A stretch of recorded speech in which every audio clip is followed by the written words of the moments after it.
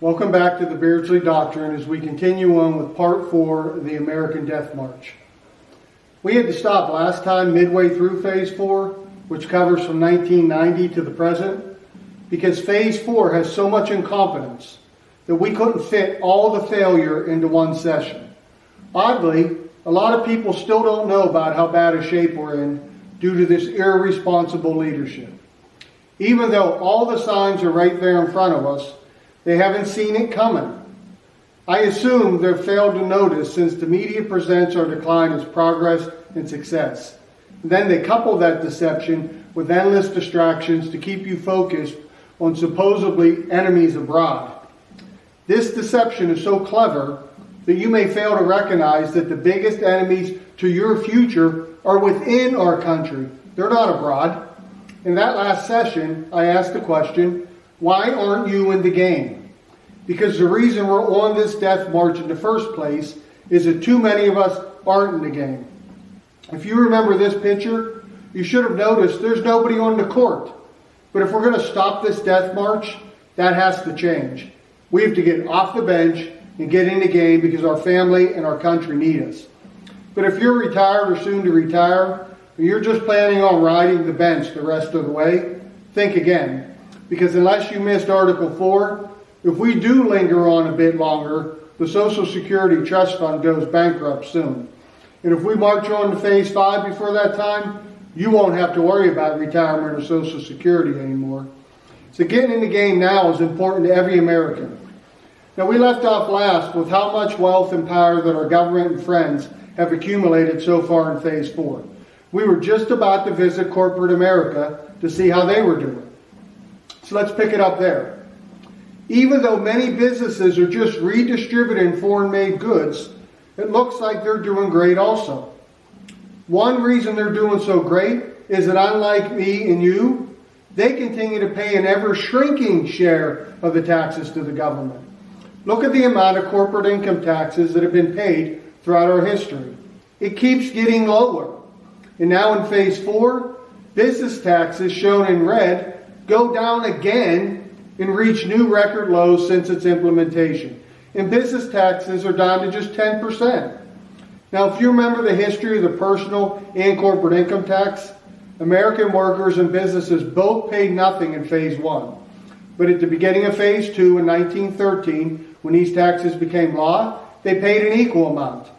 But by the end of Phase 2 in 1960, American workers paid 25% more than businesses did.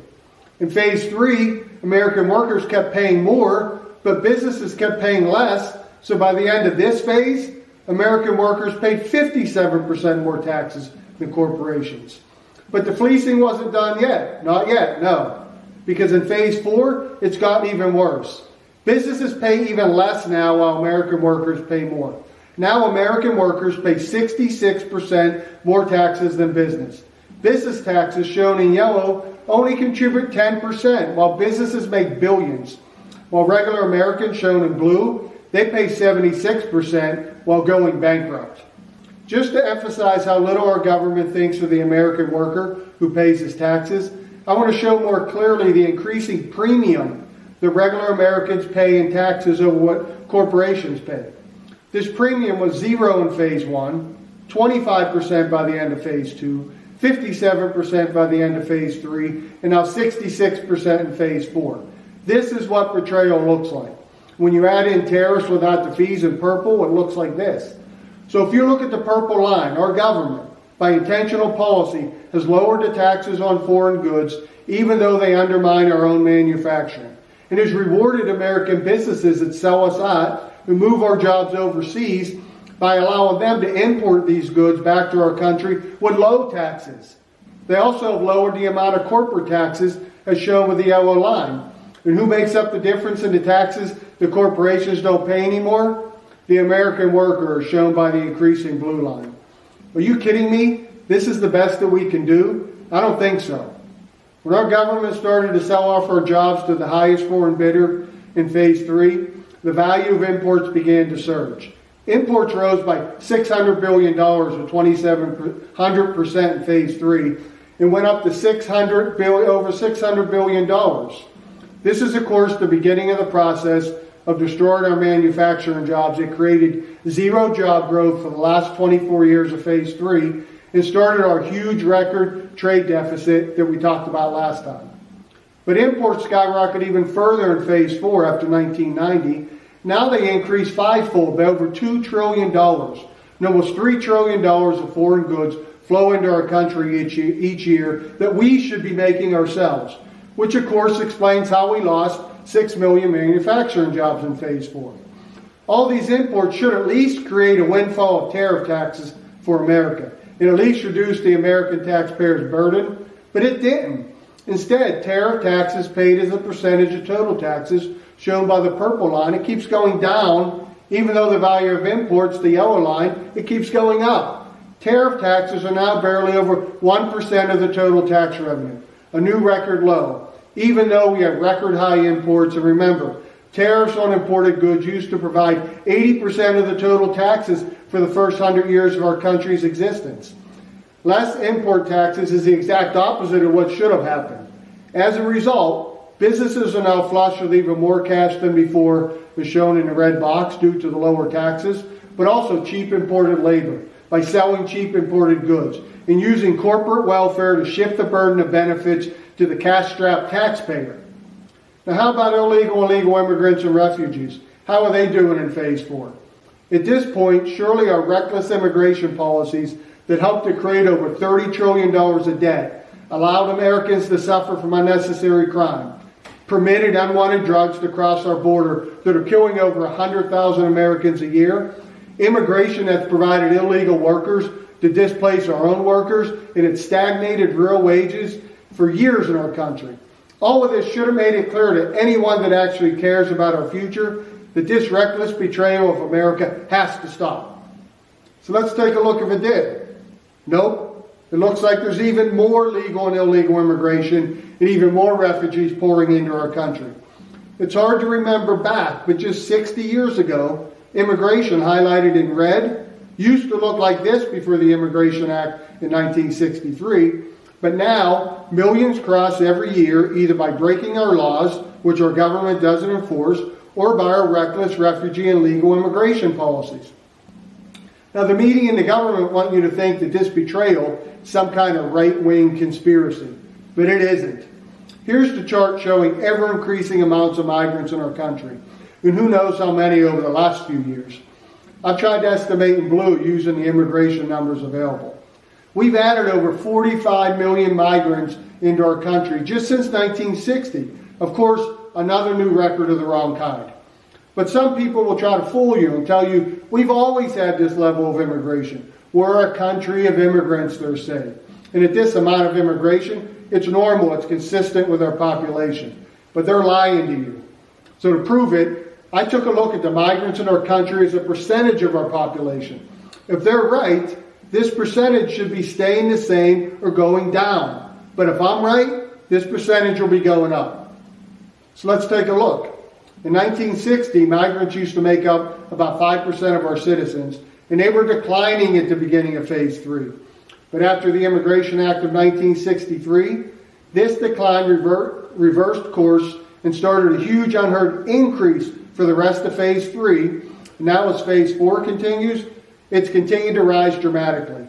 It's now tripled to over 17% of our population. So as you can see, they are lying to you. They're wrong. Now think about this. Almost 1 out of every 5 people you see today, on average, weren't even born in America. This level of immigration isn't normal, and it's never been normal. Instead, it's national suicide being implemented by our government for their own gain. I'm not saying immigrants are bad people, but most are being used as pawns by the people that hate America and hate our freedoms. Pawns that are being used to replace you and your children. Free, independent Americans get replaced with people beholden to the government, and along the way, these immigrants are used to bankrupt you and nullify your vote.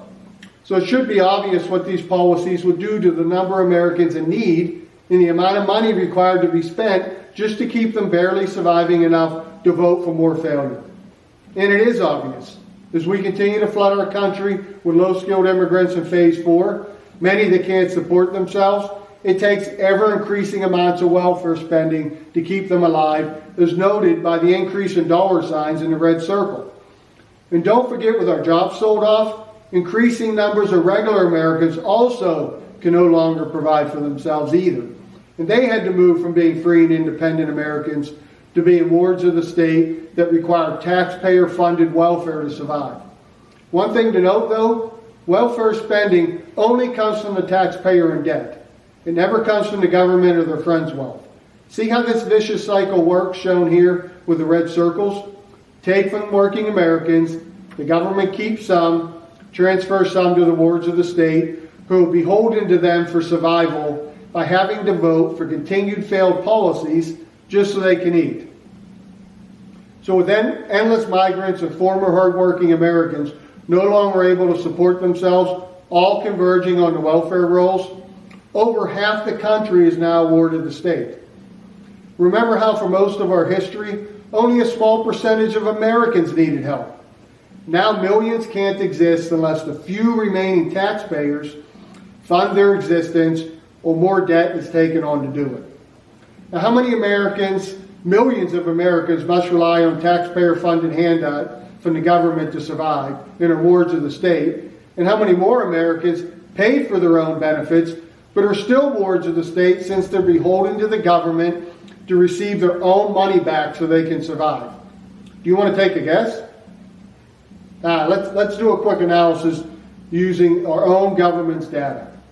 Let's start with true wards of the state, people who receive benefits that they didn't pay for.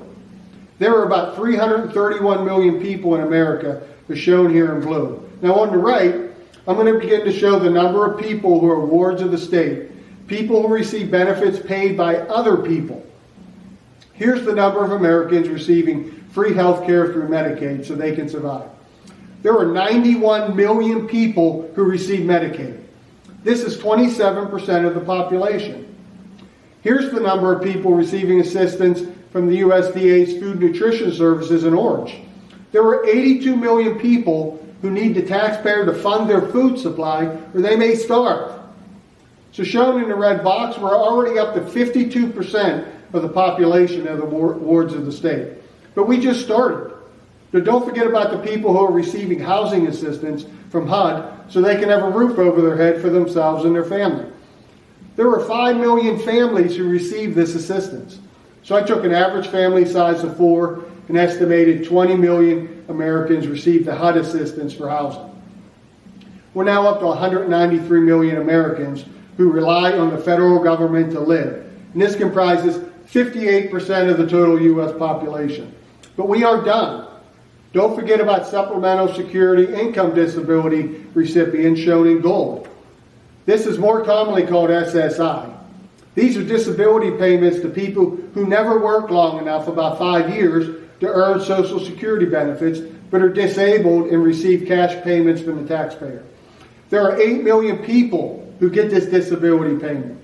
So I assume that each one of these recipients has a dependent, so I use 16 million people benefiting from this program.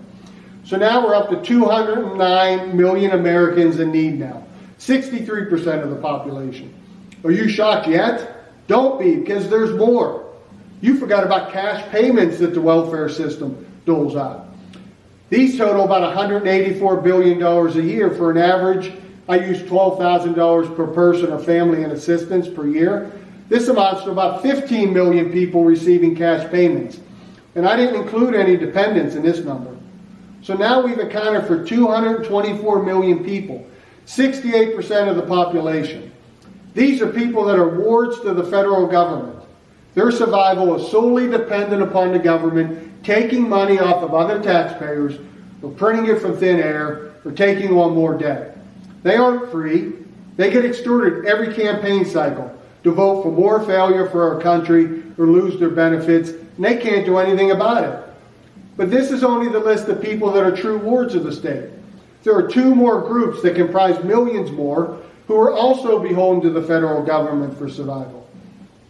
These next 2 groups are a little different though. They paid for their benefits. It's their money.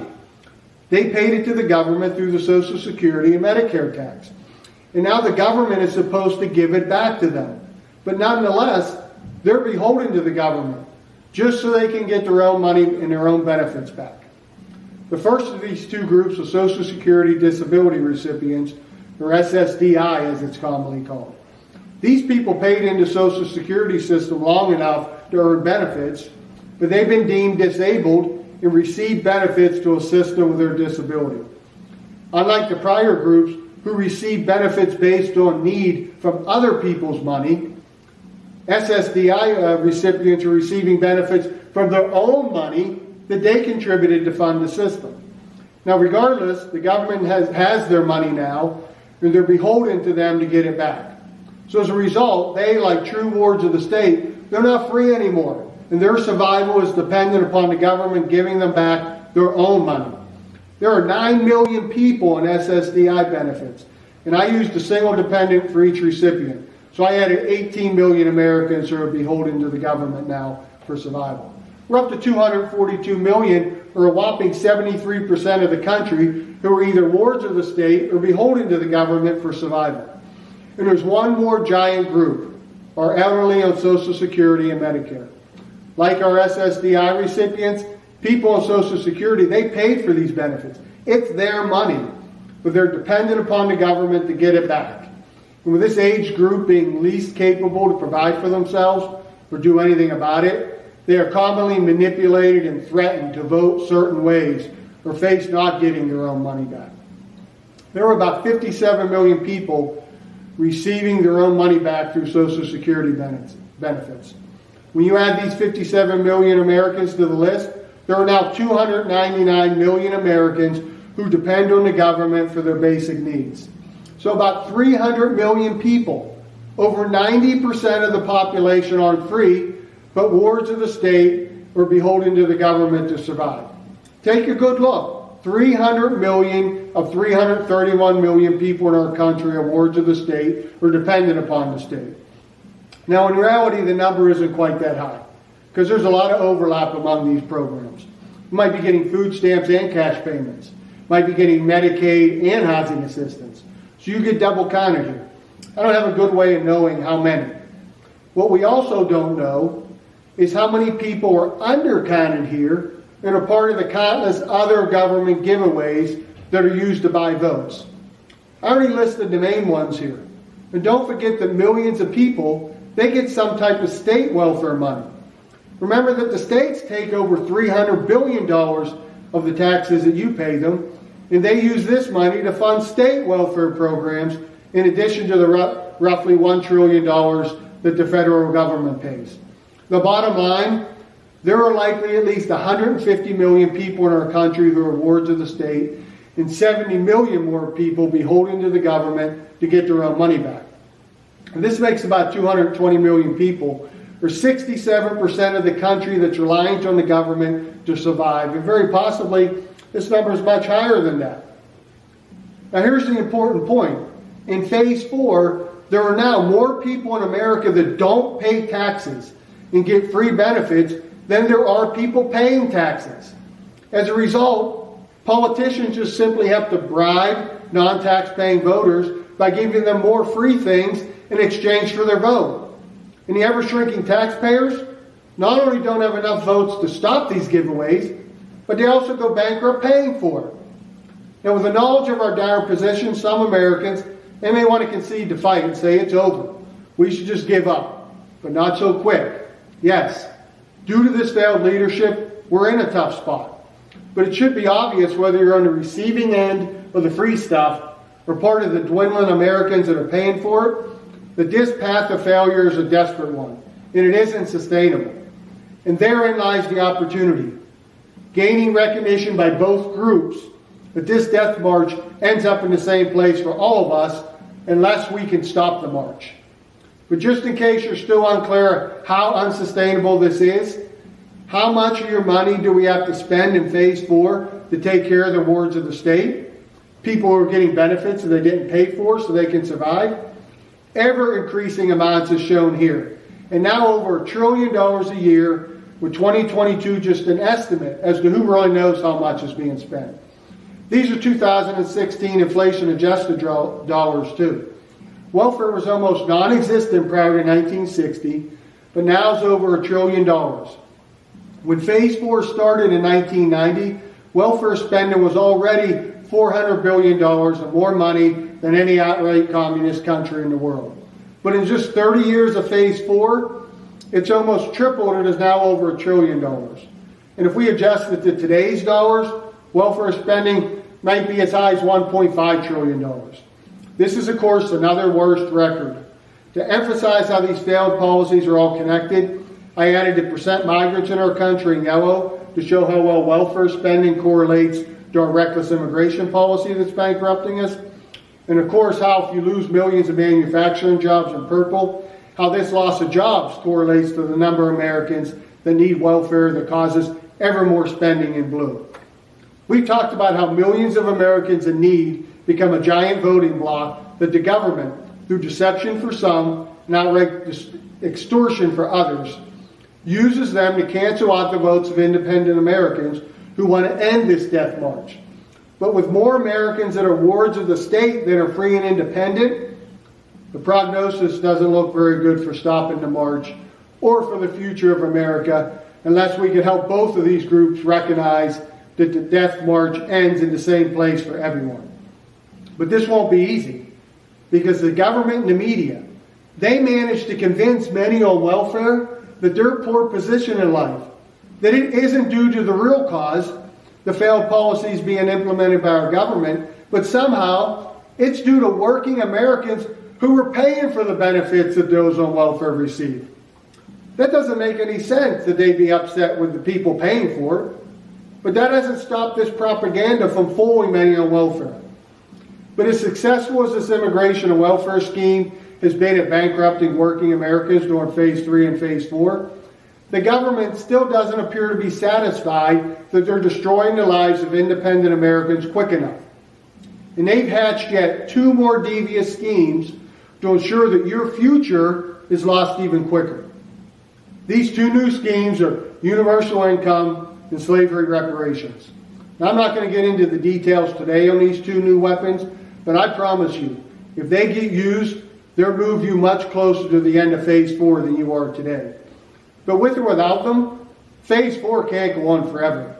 And these irresponsible policies have built our future on a house of cards, about 40 stories high, and a tornado's headed our way. It's still shocking to me how many people can't see it coming. But it is. And regardless of what the media and the government tell you, Phase 4 will soon be drawing to a close.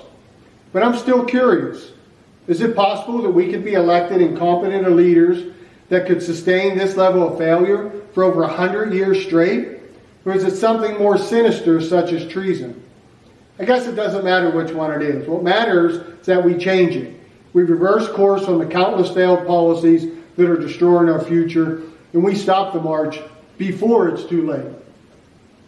Now, up until this point, there was still a lot of debate as to whether we were going to a graveyard. And as you know, I've thought for some time we were headed there. But the time for debate will pass by the end of Phase 4, since it'll be much too obvious that we are indeed on our way to that graveyard. We're so close now, I can read some of the names and dates on the headstones. After denying it for years and calling this type of talk misinformation, soon the government and the media will realize that in spite of all their slickly produced Hollywood-style propaganda, they can't fool the majority of the American people anymore. And they'll have to admit that we are going to the graveyard. But they'll tell us it isn't our final destination. Instead, they're simply saying we're just stopping there to rest and gain our strength before we triumphantly march on to paradise. Paradise, they'll tell us, just a little further past the next hill. And in a way, they won't be lying either. If we get to that graveyard, for them, it will be paradise. But it won't be paradise for you. And believe it or not, even at this point, even after all the suffering and death that's been inflicted upon Americans, even though there's been one record worse after another, and even though I can see the grave diggers working at a feverish pace preparing our grave sites, many Americans will still ignorantly march on. And those that don't will be labeled as racist and domestic terrorists, threats to democracy, spreaders of misinformation that must be silenced. With the government now believing they've superseded God in authority, they'll take your job, deny you access to health care, seize your house, take your children, even take your life, and it's all justified, they'll tell us, to save the democracy. But the question remains, can we turn back? Can we stop the march? Will we continue to allow ourselves to be fooled and distracted to fight among ourselves and with other countries and march on anyways? If America's lack of interest and lack of action over the last 100 years are any indication, I imagine we'll meet again in Phase 5 at that graveyard for the last time. So I'll stop here for today. The next time we'll discuss Phase 5. I don't want any of you to be surprised when Phase 5 is upon us. When it comes, it may remind you of a story in the book of Luke about the rich man and Lazarus. In the story, both Lazarus and the rich man die. Lazarus goes to heaven, the rich man goes to hell. The rich man sees Lazarus in heaven and asks Abraham to have Lazarus bring him some water because it's hot in hell. But Abraham explains to him there's a large abyss between heaven and hell that can't be crossed. So the rich man, he asked Abraham if he'll send Lazarus back to warn his brothers to change their ways so they don't end up in hell with them. But Abraham tells the rich man, nobody can go back for help. It's too late. Phase 5 will be a lot like that. When it comes, your wish you could go back to right the wrongs of Phase 3 and Phase 4. Your wish you could go back and take action so that you could save your brothers, your children, your loved ones from the consequences of doing nothing for all that time. But when Phase 5 comes, you can't. It's too late.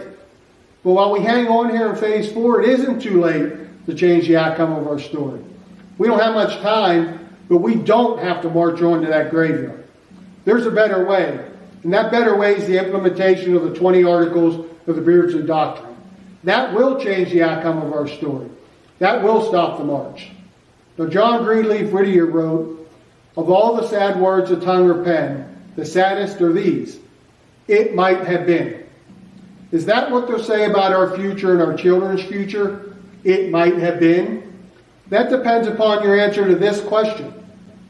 Will you save your children and grandchildren's future even though there's a risk of losing your own? Or will you save your own future, at least in the short term, while you sacrifice your children and grandchildren's lives and future? When I was confronted with this decision, I picked the first option. I hope that you will also. But you should think about that between now and the next time we meet.